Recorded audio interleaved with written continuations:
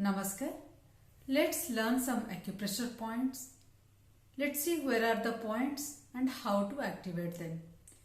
These points are magical points are available on all the tips of the 10 fingers. So this is the upper phalange of each finger. On this upper phalange tip, we have to activate these acupressure points by giving the accurate pressure with a pleasurable pain.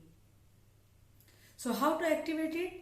So give support from the back side of the finger and activate the tip of the each finger with a pleasurable pressure 10 times. Then move to the next finger.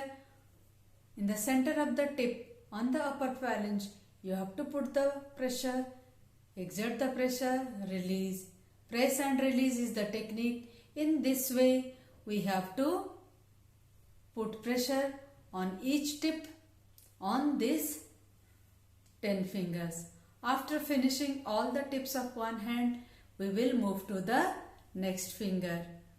Press and release. Press, exert the pressure and release. In this way, on each tip, we will put 10 times pressure and repeat in the day as guided. In this way, all these tips can be activated and the magic of the energy of all these tips can be felt through the body. Thank you so much.